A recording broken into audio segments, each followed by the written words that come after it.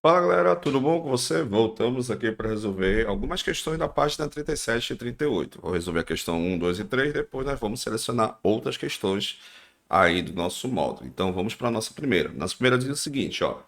Em uma simulação de colisão, esquematizado na figura a seguir, um carro a 90 km por hora transportando um boneco de 80 kg bate frontalmente com uma parede. O tempo da colisão foi de 0,1 segundo.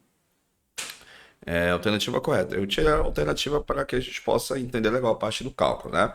A força média que o cinto de segurança exerce sobre o boneco durante a colisão em newtons.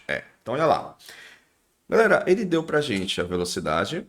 Vamos entender o contexto. Lembra que ele vai bater no muro, né? Então, no momento que ele vai bater aqui no muro, então ele vai ter uma velocidade. E quando ele bater no muro, ele vai o quê, professor? Ele vai desacelerar, ok? Então, desacelerando, então significa que a sua velocidade final vale zero.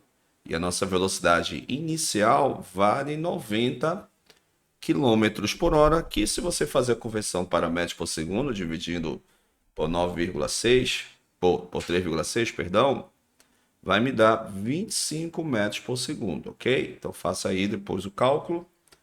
90 dividido por 3,6, você vai chegar aí no 25 metros por segundo, ok? E pelo teorema do impulso, eu sei o seguinte, que o impulso é igual à variação da quantidade de movimento. Ou seja, a partir do momento que eu empurro um corpo, estou exercendo sobre esse corpo esse impulso, e esse corpo ele vai se mover. Para acontecer uma situação dessa, a gente precisa entender legal a questão do conceito da dinâmica aplicado em relação ao impulso e a quantidade de movimento, também chamado de momento linear. Então eu sei que o impulso é força vezes o tempo igual a quantidade de movimento. Vai ser seria a quantidade de movimento final menos a quantidade de movimento inicial. Lembra que no final eu tenho a velocidade final igual a zero. Então esse cara aqui vai o quê? A zero. Então a gente pode concluir o seguinte, que a força vai ser vezes o tempo igual menos a quantidade de movimento inicial. Porque o que vai interessar para a gente é justamente essa velocidade que ele vai colidir no momento lá na nossa parede. Então, fazendo aqui a nossa substituição, nós temos o seguinte, que a força vai ser, força vezes o tempo ele deu para a gente, que é 0,1, igual menos massa vezes a velocidade. A massa eu tenho do nosso amiguinho, que a massa é zero, perdão, a massa é 80 vezes a velocidade, que é 90, na verdade foi para 25. Então, fazendo aqui o nosso cálculo, nós temos o seguinte, que 20 vezes, perdão, 80 vezes 25, isso aqui vai me dar, deixa eu botar aqui na nossa calculadora, aí 25 vezes 80 vai ser igual a 2.000. Aí esse 2.000, 0,1 vai passar dividido, então nós concluímos o seguinte. Aqui ele quer o módulo, ele fala para você bem aqui ó, no enunciado. Ó. Ele quer saber o módulo, então sempre o módulo de um valor negativo vai ser um valor absoluto, que seria um valor positivo, ok? Então vai interessar para a gente apenas a parte do módulo, da intensidade nesse caso. Então fica 2.000 dividido por 0,1. Quando você efetuar esse cálculo, isso aqui vai me dar 20.000 newtons, ou também chamado de 20 kilonewtons, ok? Por que quilo, professor? Porque quilo representa 3 unidades de alguma coisa, que é mil unidades, ok? Então, questão feita, beleza. Então, isso mostra para você realmente como é feito, ou como é feita as simulações para o sistema de segurança. Então, repara, quando você tem um tempo mínimo, repara que a força da colisão, a força gerada através do impulso, é justamente uma força bem elevada. Então, por isso, quando você, no momento da colisão, você precisar passar mais tempo no cinto de segurança para evitar que o corpo seja lançado para frente. Caso o cinto arrebente, caso arrebente, você vai ser lançado pela primeira lei de Newton, que seria o efeito da inércia, tá bem? Ok, vamos à questão número 2. Um jogador chuta uma bola de 0,4 kg, no momento 0,4 kg, parado em primeira e segunda velocidade de modo 30 metros por segundo. Se a força sobre a bola tem uma velocidade média de 600 newton, o tempo de contato do pé do jogador com a bola em segundos é. Então, ou seja, ele quer o tempo que o nosso amiguinho esteja em contato com a nossa bola. Então, para isso, novamente, vamos aplicar o teorema do impulso. O impulso é a variação da quantidade de movimento, ok? E ele deu para a gente, vamos anotar aqui as situações. Eu tenho a força, 600 newtons. Ele quer esse tempo, depois nós vamos colocar ali na fórmula. Eu tenho, lembra que o corpo está parado. Então já sei que a quantidade inicial vale zero. Ou seja, a quantidade final eu tenho, que é massa vezes a velocidade, ok? Então com isso nós vamos fazer as substituições para a gente achar a nossa questão número 12. Então eu sei que o impulso é força vezes o tempo igual a quantidade de movimento final, ou seja, após a ação, menos a quantidade inicial, que nós comentamos com você que vale zero. Então, a força vezes o tempo é igual à quantidade de movimento após a ação, ok? Como ele quer o tempo, então posso já passar direto essa força, então fica o tempo que eu quero, fica. Vamos logo desmembrar aqui, ó. Então fica a massa vezes a velocidade dividido pela força. Então, fazendo substituições aqui, eu tenho a massa 0,4, deixa eu colocar aqui, 0,4 vezes a velocidade, que ele falou que é 30, dividido pela força, que ele falou que é 600. Aqui eu posso já cancelar 0 com 0, multiplicando 0,4 vezes 3, isso aqui vai me dar 1,2 dividido por 60. Então, vamos lá, tempo necessário. Então, vamos fazer essa divisão. Então, fica 1,2 dividido por 60. Que isso vai me dar 0,02. Então, esse tempo aí que eu preciso é de 0,02 segundos.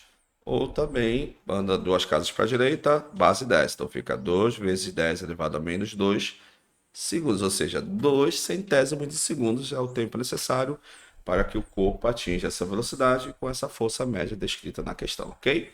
Vamos para a questão número 3, galera. Vamos lá.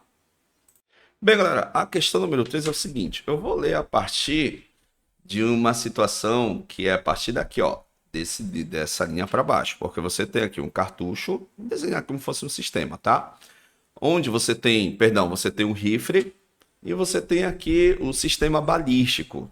Ele deu para a gente algumas informações. A princípio, repara que não está sendo disparado nenhum sistema de bala, ou seja, sistema balístico.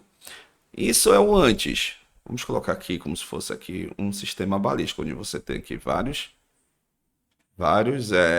como ele fala aqui na questão, o cartucho, tá aqui, ó, beleza? Então você tem um cartucho onde você tem ali vários sistema balístico. Isso, o corpo está em repouso. O que vai acontecer? Isso antes. Após a ação, repara que ele diz que o rifle ele vai recuar, enquanto que a bala, enfim, ela vai começar a andar para frente. Ok? Então nós já comentamos com você, isso é a variação da quantidade de movimento, ou seja, o antes é igual ao depois, tá? Ele quer saber qual seria a velocidade de recuo. É esse camarada que ele quer, ó, velocidade de recuo, tá? Que seria, no caso, seria do rifle. Então, como todo o sistema está em repouso, então esse cara aqui vai a zero. Então fica, ó, zero igual a massa do cartucho vezes a velocidade do cartucho. mais a massa do rifle vezes a velocidade do rifle, tá? R aqui, galera, tá? Então, esse é o sistema do momento linear que vai acontecer quando o sistema é isolado. E uma vez o sistema isolado, você não tem nenhuma força externa aplicada no contexto, ou seja, o que vai acontecer antes tem que acontecer depois também, ok? Então, ele quer a velocidade de recuo, a velocidade de recuo do rifle, né? Então, lembra? Para frente vai ser positivo, para trás vai ser negativo. Então, é esse camarada que ele quer. Então, por convenção, vou mudar o sinal aqui do nosso amiguinho. Então, de positivo ele vai ficar negativo, porque ele recuou o rifle, ok? Então, vou pegar o rifle, vou passar todo o sistema que tem o rifle, vou passar para o segundo membro. Então, vou chegar à seguinte conclusão. Que a massa do rifle vezes essa velocidade do rifle vai ser igual à massa do cartucho vezes a velocidade do cartucho, ok?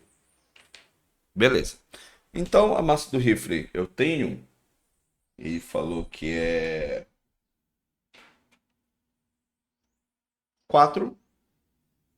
A velocidade do rifle é o que ele quer, igual a massa do cartucho. O cartucho ele falou que vale 0,049 kg, tá?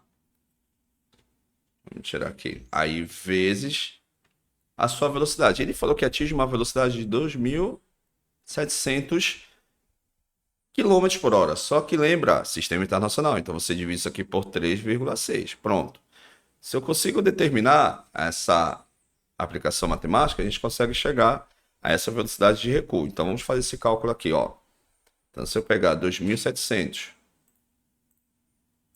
dividir por 3,6, isso que vai me dar 750 metros por segundo, uma velocidade bem alta. Então vou colocar assim, ó, 4 vezes a velocidade do rifle, escada de recuo, igual a 0,049 vezes 750. Vamos fazer essa multiplicação.